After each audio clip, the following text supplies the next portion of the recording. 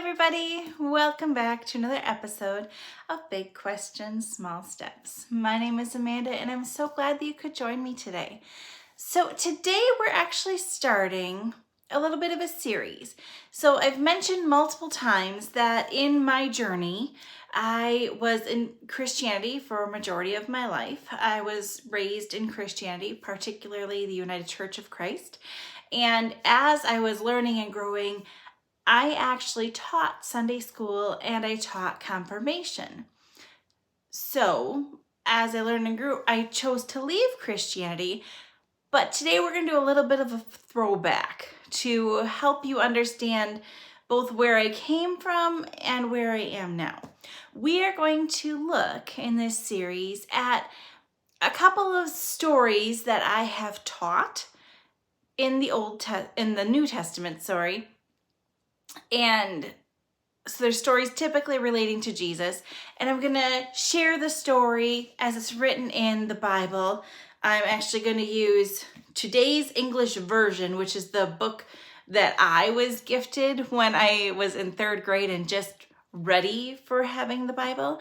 So we're going to read the story. We're going to talk about how I helped the kids connect with the story, what I helped them take away from the story, and then we're going to look at the story as it is now, and with my understanding as it is now, where do I have problems with the story? Okay, so we're going to look at stories in the New Testament. That's what our series is going to be about. And we're going to start with a story about Zacchaeus. So stay tuned and we'll learn about it together.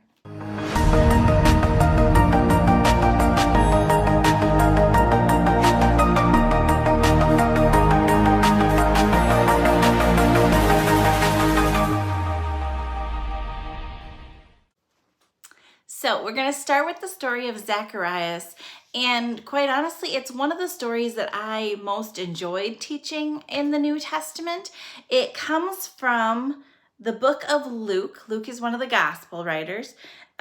Luke chapter 19, verses 1 through 10. And again, I'm working out of today's English version of the Good News Bible. Okay, so I'm going to read the story to you and then we're going to talk about it a little bit.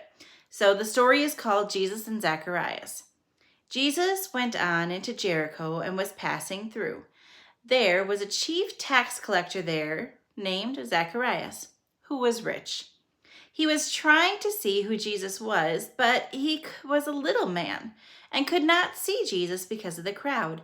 So he ran ahead of the crowd and climbed a sycamore tree to see Jesus, who was going to pass that way. When Jesus came to that place, he looked up and said to Zacchaeus, "Hurry down, Zacchaeus, because I must stay in your house today." Zacchaeus hurried down and welcomed him with great joy. All the people who saw it started grumbling. "This man has gone as a guest to the home of a sinner." Zacchaeus stood up and said to the Lord, "Listen, sir, I will give half my belongings to the poor, and if I have cheated him, I will pay him back 4 times as much."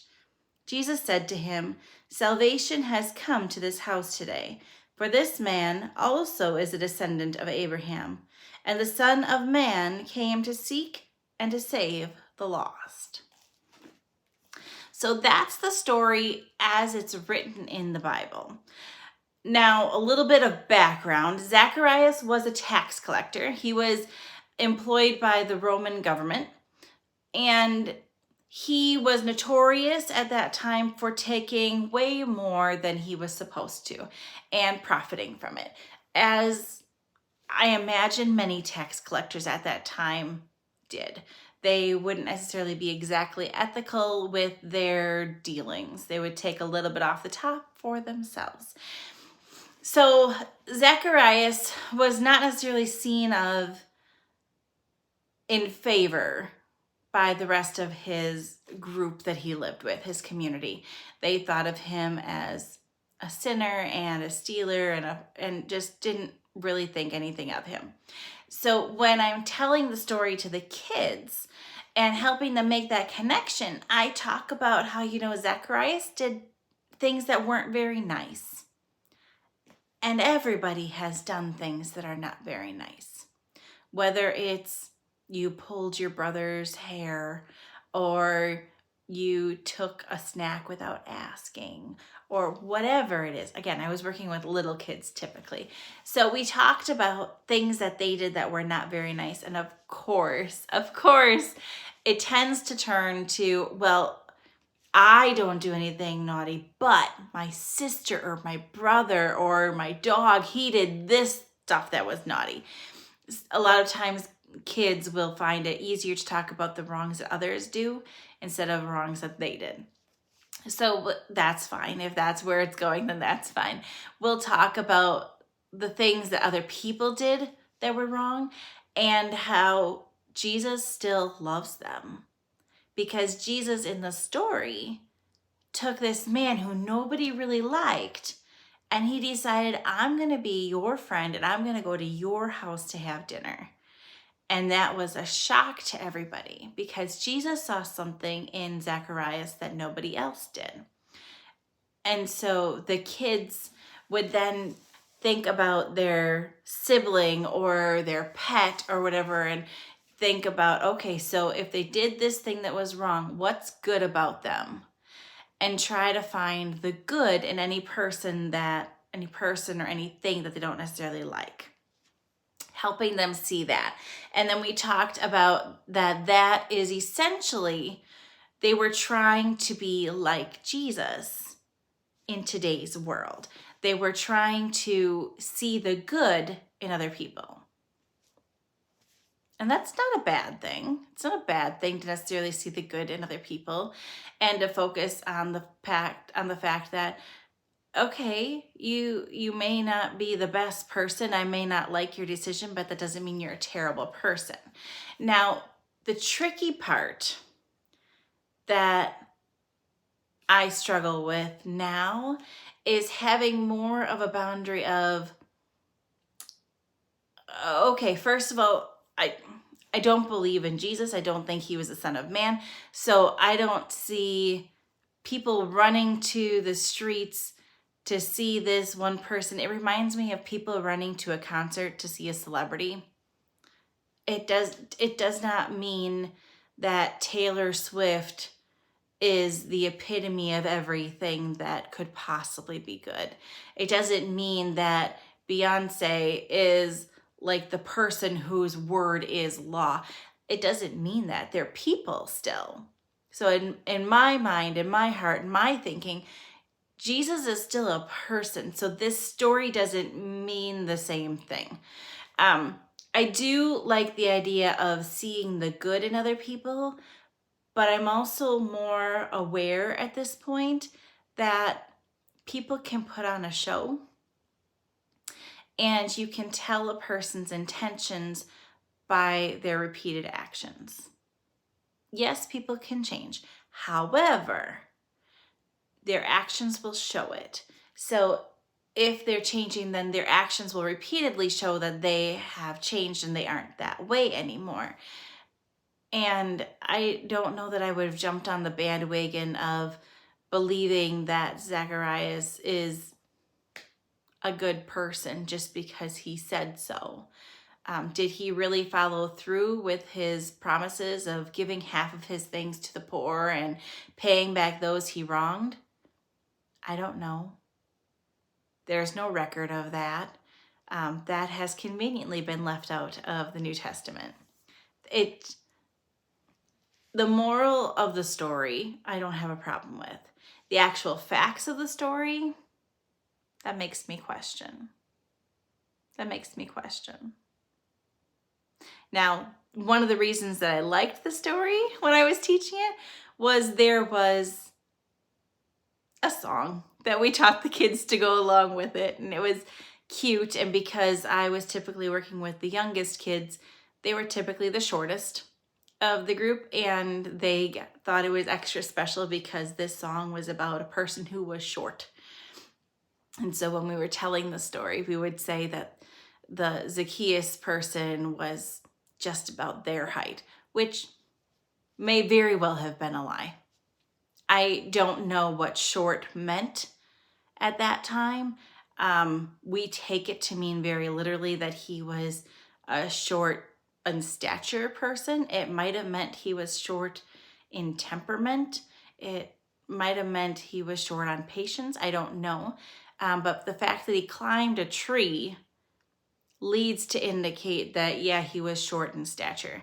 So because I like the song so much, I'm gonna sing it for you now. Okay, so we have gestures too. So we say, Zacchaeus was a wee little man was he. He climbed up in the sycamore tree, for the Lord he wanted to see. And as the Savior passed that way, he looked up in the tree. And he said, Zacchaeus, you come down, for I'm going to your house today. For I'm going to your house today. And then again, we would talk to the kids about, would you choose to go to somebody's house, to be friends with somebody who is being mean? And typically the kids would say, no, we wouldn't do that. But then again, we would talk about how Jesus was supposed to love everybody, even if they had flaws, and how we all have flaws, and everyone is worthy of Jesus's love. And so that's what we would teach them. Again, Jesus to me isn't anyone special anymore. So I have problems with the story. I have problems with the facts regarding Zacchaeus. I don't know if it really happened, that he really gave all of his things away, did he turn out to be a good person? Did he go back to being kind of a swindler? I don't know. But I know that in the Jewish scriptures, there's a lot about how you're supposed to treat each other. And there's facts in there about how to deal with business issues, how you're supposed to treat each other fairly. So it very much resonates to me that the information in the story, as entertaining as it is, isn't really needed, because all the facts are already in the Jewish scriptures.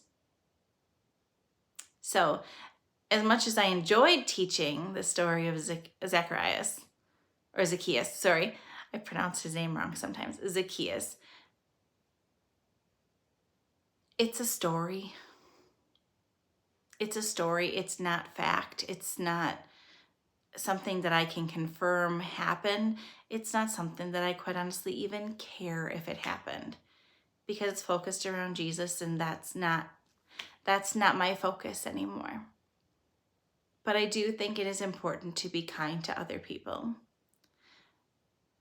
But it's also important to focus on God, not focusing on anybody else who's supposed to be God's representative or whatever. No, I want to focus on God. I want to focus on my relationship with God. So the story of Zacchaeus is great, but it's not the story for me anymore. So that's one of the stories that I taught in Sunday school when I was a teacher.